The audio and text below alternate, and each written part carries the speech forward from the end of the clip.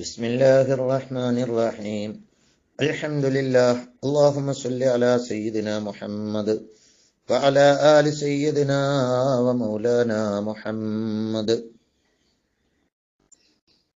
പ്രഭാതത്തിലും പ്രദോഷത്തിലും ചെല്ലേണ്ട ദിക്റുകളാണ് നാം ചർച്ച ചെയ്യുന്നത്. അതിൽ നബി സല്ലല്ലാഹു അലൈഹി വസല്ലമ തങ്ങൾ 100 തവണ രാവിലെയും 100 തവണ വൈകുന്നേരവും ചൊല്ലിയാൽ അവന്റെ ദോഷങ്ങൾ എല്ലാം പൊറുക്കപ്പെടും. അത് സമുദ്രത്തിലെ നുരകൾക്ക്, പതകളേക്കാൾ വർധനവുണ്ടെങ്കിലും ശരി, അവന്റെ ദോഷങ്ങൾ, തെറ്റുകൾ അത്രയും അധികമാണെങ്കിലും ശരി, അതെല്ലാം പൊറുക്കപ്പെടും 100 തവണ ദിക്ർ ചൊല്ലിയാൽ എന്ന് പറഞ്ഞൊരു ദിക്ർ നമ്മളെപ്പോഴും കേൾക്കുന്ന, അറിയുന്ന ദിക്റാണ്. ഇമാം ഇബ്നു ഹിബ്ബാൻ റഹ്മത്തുള്ളാഹി അലൈഹിയും ഇമാം ഹാക്കിം റളിയല്ലാഹു അൻഹുവും റിപ്പോർട്ട് ചെയ്യുന്ന ഹദീസ്, നബി സല്ലല്ലാഹു അലൈഹി വസല്ലം തങ്ങൾ പറയുന്നു, മൻ ഖാല ഇദാ അസ്ബഹ 100 മറ വഇദാ അംസ 100 മറ. ഒരാൾ രാവിലെ 100 തവണ ചൊല്ലിയാൽ, ഒരാൾ വൈകുന്നേരവും 100 തവണ ചൊല്ലിയാൽ എന്താ ദിക്ർ?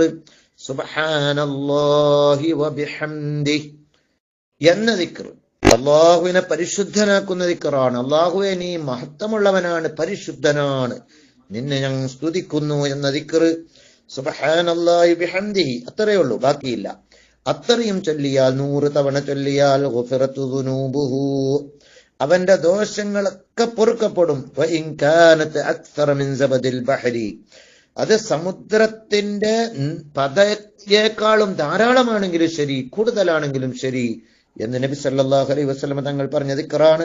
അതുകൊണ്ട് തന്നെ നാം കഴിയുന്നത് പോലെ നാം രാവിലെയും വൈകുന്നേരവും സുബ്ഹാനല്ലാഹി വബിഹംദിഹി എന്ന ദിക്ർ, അത്രയുള്ളത്, അത് ചൊല്ലാൻ നാം ശീലിക്കണം, നാം പതിവാക്കണം എന്ന് എന്നോടും എല്ലാവരോടും ഓർമ്മപ്പെടുത്തുന്നു.